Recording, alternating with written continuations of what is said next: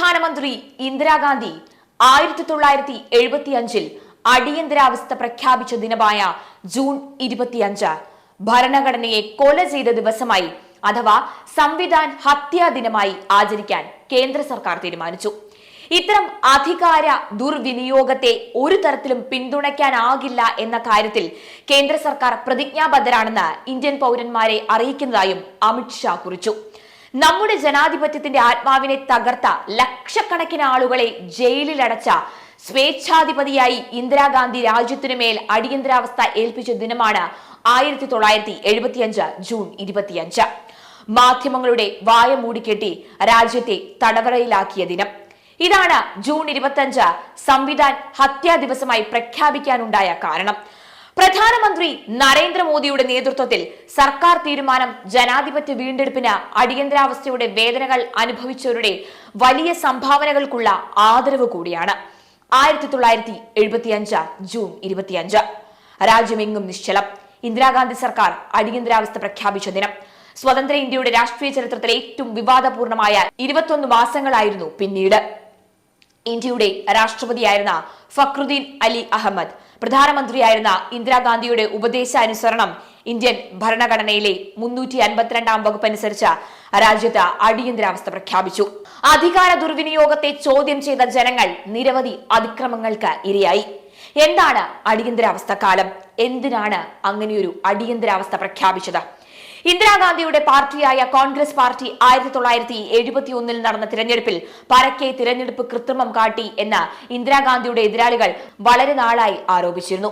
ഇന്ദിരാഗാന്ധിയോട് ലോക്സഭാ തിരഞ്ഞെടുപ്പിൽ പരാജയപ്പെട്ട രാജ്നാരായണൻ തിരഞ്ഞെടുപ്പ് കൃത്രിമം, സർക്കാർ വസ്തുവകകൾ തിരഞ്ഞെടുപ്പ് പ്രചാരണത്തിനായി ഉപയോഗിക്കൽ എന്നീ കുറ്റങ്ങൾ ആരോപിച്ച ഇന്ദിരയ്ക്കെതിരെ അലഹബാദ് ഹൈക്കോടതിയിൽ കേസ് ഫയൽ ചെയ്തു.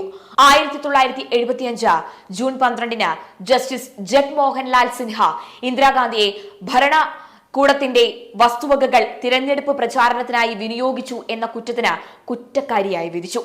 ഇന്ദിരാഗാന്ധിയുടെ തിരഞ്ഞെടുപ്പ് വിധിയും ലോക്സഭാ സീറ്റും റദ്ദാക്കുകയും ചെയ്തു. അടുത്ത 6 വർഷത്തേക്ക് ഏതെങ്കിലും തിരഞ്ഞെടുപ്പിൽ ഇന്ദിരാഗാന്ധി മത്സരിക്കുന്നതിൽ നിന്ന് കോടതി വിലക്കി.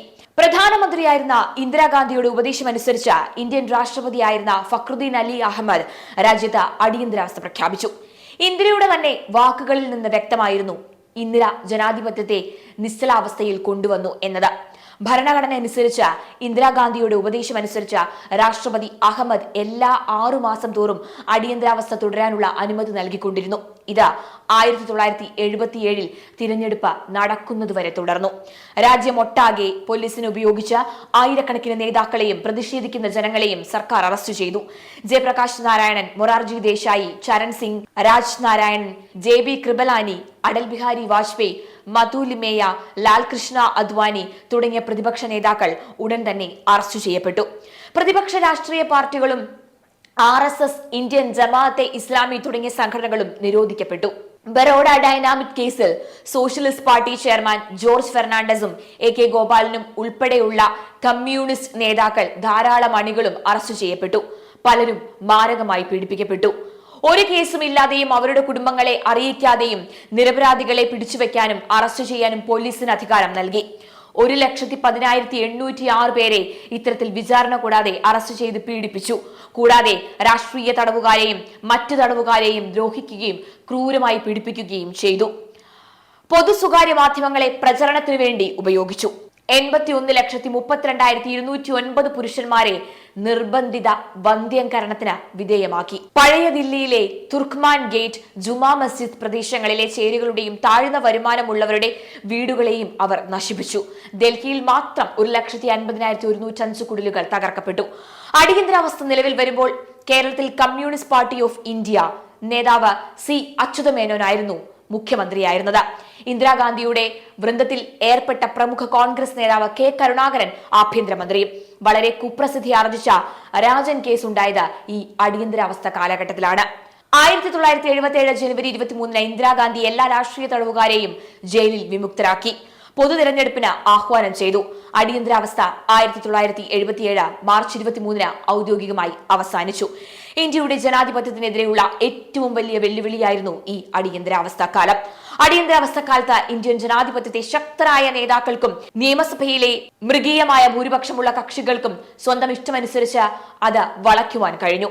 രാഹുൽ ഗാന്ധിയുടെ നേതൃത്വത്തിൽ ഭരണഘടന ഉയർത്തിക്കാട്ടിയുള്ള രാഷ്ട്രീയ നാടകത്തിന് ഒരു ഉചിതമായ മറുപടി മാത്രമല്ല, അടിയന്തരാവസ്ഥയുടെ 50ാം വാർഷികത്തിൽ കോൺഗ്രസ് അഴിച്ചുവിട്ട ഭാരത ചരിത്രത്തിലെ ഇരുണ്ട ഘട്ടമായ അടിയന്തരാവസ്ഥയുടെ ദുരിതമനുഭവിച്ച ഓരോ വ്യക്തിക്കും പ്രണാമം അർപ്പിക്കാനുള്ള ദിവസം കൂടിയായി ജൂൺ 25-നെ പ്രധാനമന്ത്രി ഇപ്പോൾ പ്രഖ്യാപിച്ചിരിക്കുകയാണ്. ഈ രാജ്യത്തെ 140 കോടി ജനങ്ങളെ കോൺഗ്രസിന്റെ ജനാധിപത്യ വിരുദ്ധ ഭരണഘടന വിരുദ്ധ സ്വഭാവങ്ങളുടെയും നടപടികളുടെയും ഓർമ്മപ്പെടുത്തൽ കൂടിയാണ് ഇത് എന്നും കേന്ദ്ര സർക്കാർ ഓർമ്മിപ്പിക്കുകയാണ്.